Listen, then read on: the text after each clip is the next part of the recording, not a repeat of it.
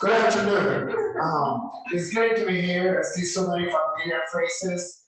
To all of those who I have worked with and have spent quite a bit of time with, it's great to see you smiling in person again. And for those of you who do not know me, there is hope. By the end of the session, you will understand at least half of my accent and half of what I'm saying. I'm Juan Guzman. In my past life, I used to be the open space administrator. I used to be the for the Carson City program. So I spent, even when my wife and I lived in the Carson Valley, I spent most of my working time here in Carson City. So my ties to Carson are super strong. That leads me to become associated with Chelsea and become a member of the board of Monster Power. Since I lived there, however, I also felt that I needed to help and contribute to my neighborhood. So I became a member of the board of Carson Valley Trails Association. That was great. I get to become poop day and night in our trails. I also feel our dog waste basket receptacles and clean them up and take general maintenance. And to volunteer with us, you just show up, we'll give you a show and put you to work. We train you on the spot. So don't hesitate to feel free to come to see us. We have a big mission and a vision. We want to connect our neighborhoods to the outdoor spaces. And what we envision is a community united through trails. We have about 54, 58, 54, depends how you count. If you count the Puerto Rican system to count, you end up with 58 system of trails. What is missing on this map? The Carson River is not on this map. Shame on us. We'll make sure we put that on the next time we'll do the presentation. But we have 5 trail systems spread out throughout the valley. Pinion Trail, Fray Luther, River Fork Ramp System, and Bentley. We are right on the river. Genoa Trail System, Clear Creek. And we have 2 projects. One is in the making, Jacks Valley on the south side of the road, proposes on Stephanie Lane on the other kind of jurisdiction, about 11 miles of additional trail. This slide is one of those that you wonder why is it there. Well, it's there because it's important to think about where is it that we're going, what we want to do when we grow up, and we think about it as part of our strategic plan and some kind of think tank process that we used about 2 years ago or a year and a half ago to figure out what is it that we want to do when we grow up. So we want to emphasize access to trails, outreach, and resources. And by resources, I mean increase our capacity to maintain trails. We're doing okay in monies. We always take your money or your donations, but we really want to increase our capacity to be able to maintain trails, and that lead us to the help wanted. This slide is way too busy. Shane is calling me for using this slide. However, it has 3 areas that I want to increase. One is that we have spent in the last 10 years about $500,000 of our own money, not counting grants, to do trails. We estimate about 87,000 people use our trails in a year, and that figure is low, it's just an estimate. We have tons of partners. One that is not listed is because we're so conservative. Shame on us again. We'll change that. more recently, we have been in great partnership with the Carson Valley Visitors Authority. I'm on like muscle power in Carson City. We don't have great friends with government. We don't have an open space program or a Carson City Parks Department to facilitate the work we do. That is likely to change. Of our trails, about 17% are in private lands, so we have easements. About 17% are with the Bureau of Land Management, and the great majority, 61%, are in Forest Service. With the Nature Conservancy, one of our great partners, we have also about 5% trails. With that, it leads you to the first trail system that I want to talk about is the Bentley Heritage Trail. It's on the north end of the valley, on the east side of the Carson River, right next. If you like mosquitoes, this is your place to go. If you like hawks, this is your place to go walk. If you like mud, during the pretty soon in the flood season, this is your place to walk. It's flat. Oh yeah, those come later on when it dries up. And the good thing about this system is if you like wildlife, this is also a place to go because bicycles and dogs are not permitted on the trail. It's within lands that are subject to a conservation easement, and the parcel is for sale. So if any of you have access to a few $1 million, feel free. Part of what is striking about this side is the use of boardwalks. In the past, they used to float every time they were floating, and we have been able to construct them a little better so they don't float as much anymore, and we don't have to go and collect them and rebuild them again. Again, the environment is characterized by riparian some vegetation. We have a trailhead identifying the entry points to the area, and meadows and water. The scenic views, the views of the Sierra from the side are incredible. Boardwalks everywhere, and we have managed to use groups like church groups, Boy Scout groups, Girl Scout groups, and some corporate groups to be able to construct this network of boardwalks throughout the system.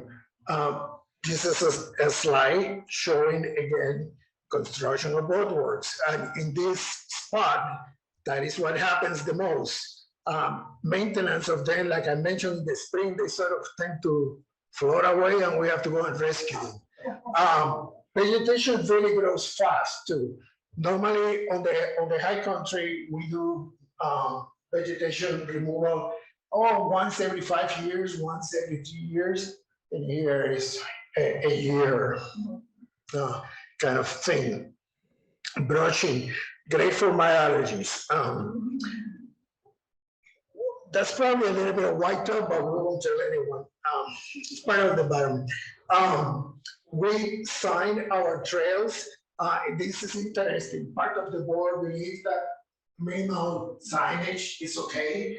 Part of the board wants every half mile, you were here, kind of thing. So we always have these great discussions about what is it that we're going to do. As part of this side, we also work in developing the entrance and the road, so it was more expensive, not only the trail, the access to the site itself. And also one of the unique problems of the site was at the time that cattle wasn't being used on the land for grazing, well, it really puts a work on your trail, and also erosion. We have been talking to Ed about erosion for a while. He hasn't been able to stop it for us yet. He says he's working on it. This is a slide shows the same thing. Plural. Any questions? This slide is of recently we took the Carson Wires Conservancy sponsored a trail. It sponsored a floating down the river to illustrate that the river can be used also as a trail. It's an aquatic trail, and it's the expansion of the Carson City aquatic trail into Douglas County. This happened to be just at the shore of this property, the Lansing property. Any questions about Bentley? The next system that I want to talk about is the Clear Creek. Clear Creek is our most popular trail. It's about 17 miles. It provides access to the Longview Trail from here to here. Down in the middle is a parcel of land. There's a parcel of land owned or managed by state lands. We have been working with them for about 10 years now to obtain access across the parcel. Yeah, very good. And those of you who know Charlie, remind him that we have been working on trying to get access to that piece forever and ever. Interesting thing about this trail, it has turned from hiking into dominated by bicycles. And we beginning to hear some complaints from the pedestrian community that they can be there because the bicycles chase them up. So cut it off. Shame behave. Views are outstanding from this place. It's about 7,500 feet at the highest point. It has some curves, and the trail is designed to emphasize and take maximum advantage of your view sites. So it's just really cool thing.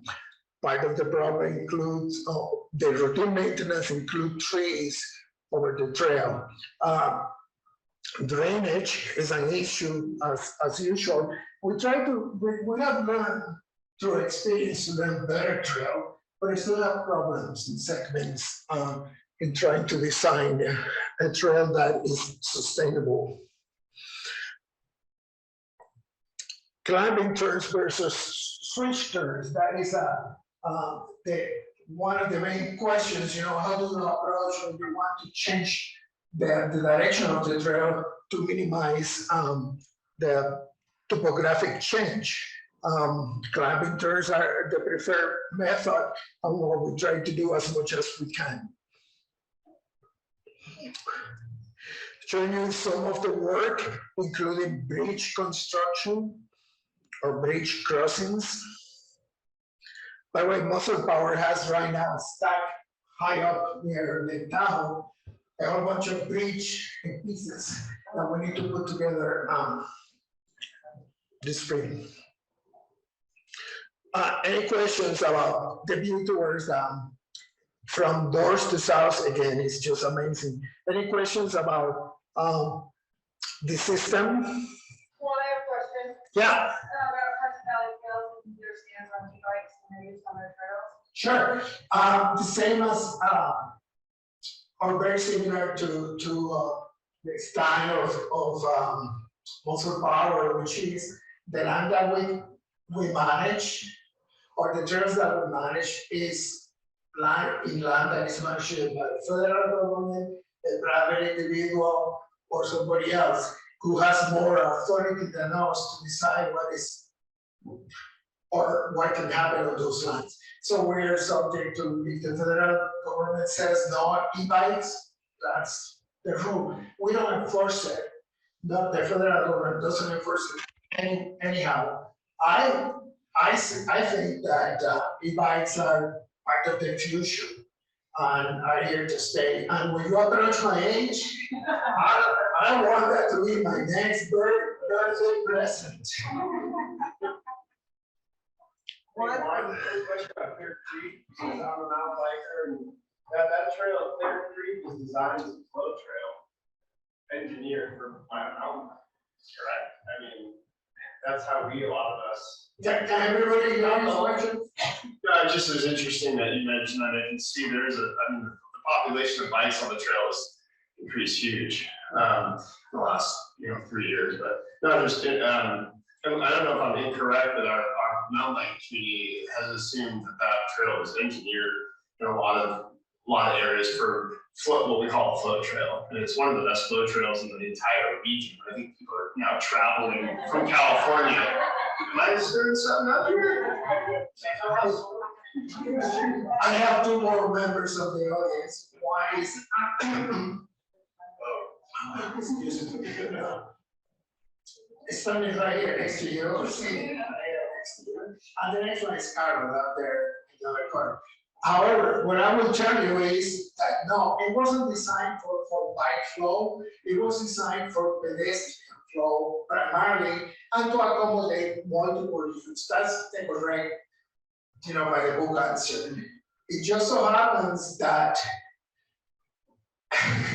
certain terms where you have to be redesigned in order to accommodate people like me that cannot take them, regularly.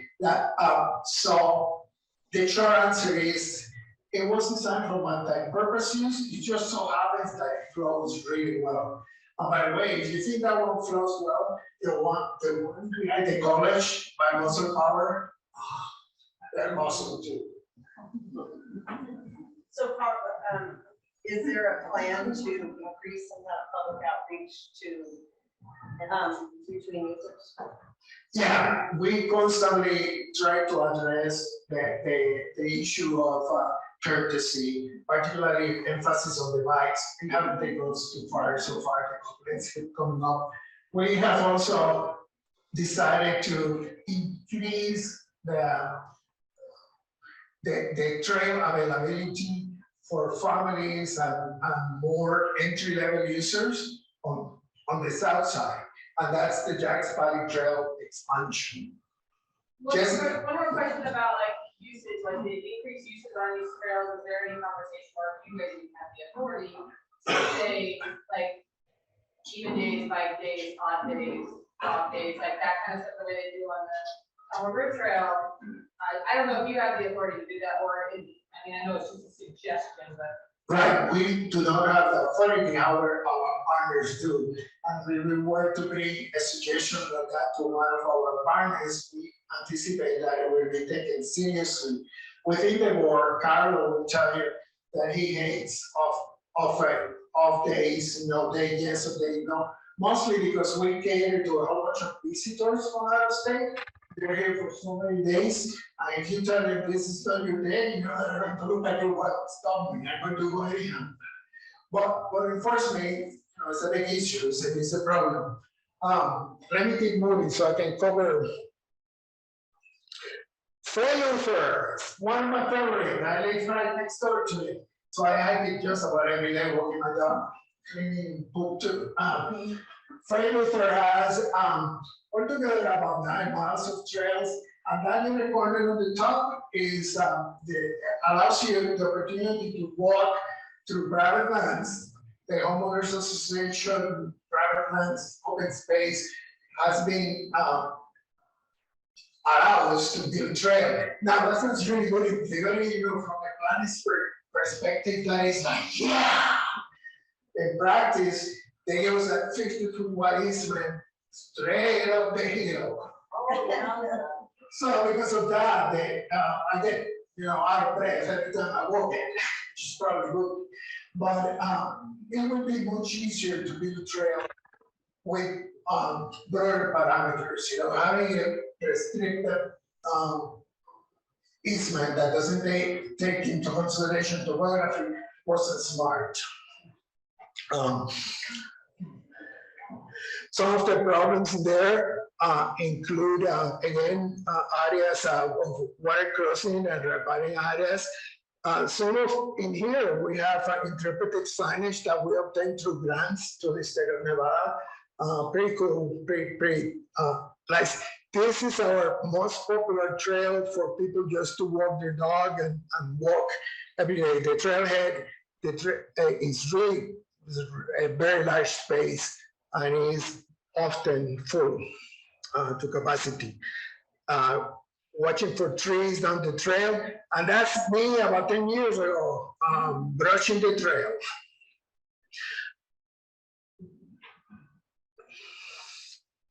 Bridges, like I mentioned, or water crossings is one of the considerations. And then I wanted to finish by showing you, because I haven't seen today any slides so far. No. So from time to time it does happen. This is on that same trail, just by the entry level, and look at that. You know, that peak is just framed right where it belongs. The next trail system that I want to talk about is the Genoa system.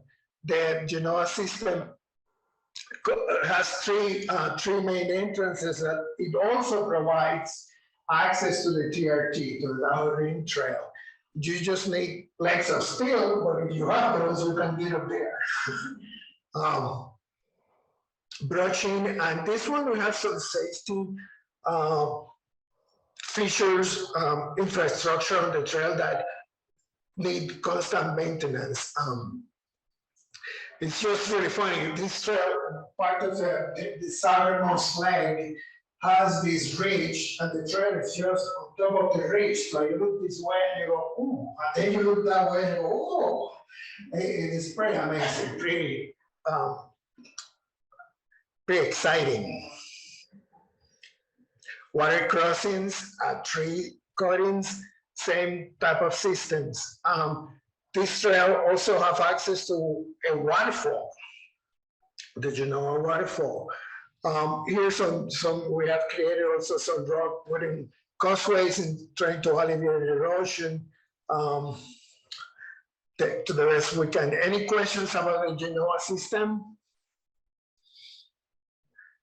Now, if we keep going the tour, we go to the River Fork Ranch. And by the way, Lori is here. No, she just left. Oh, hi. Lori is the manager of the River Fork Ranch. So say hi to her and thank her for allowing us to have such a close relationship and partnership. This is a flood stage. It was designed that way. This also happens to be a working ranch. The ranch next door, just around here, outside the picture is Ranch 1 in Genoa, and they managed they cross the fence and run cattle amongst these lands.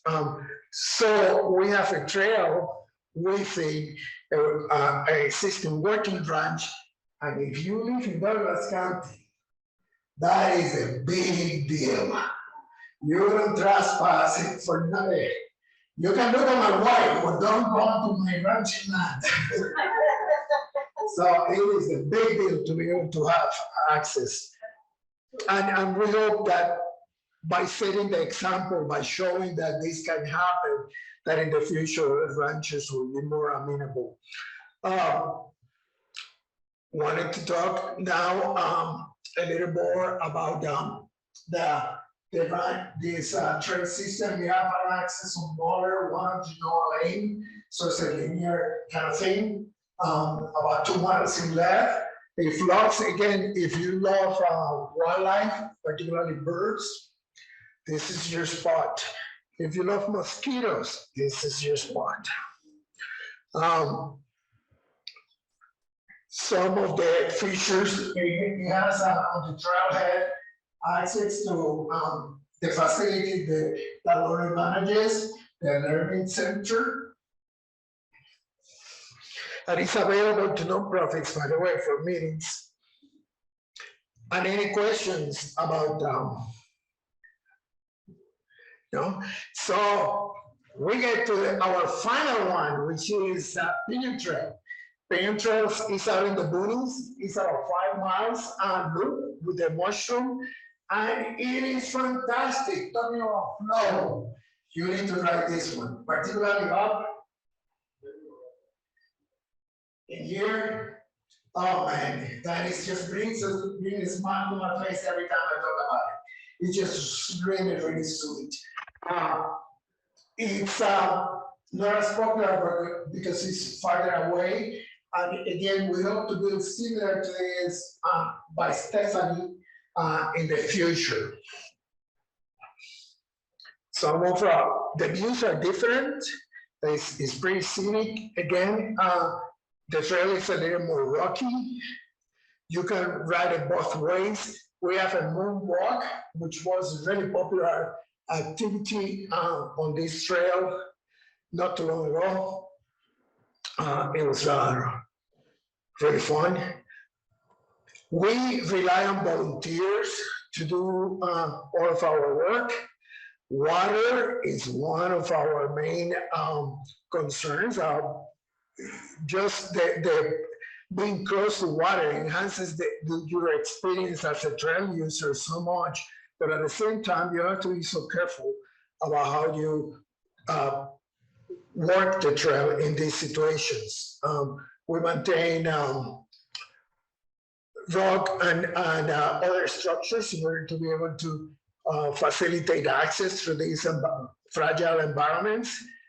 We maintain quite a bit of bridges and quite a bit of bulwarks. And with that, I thank you.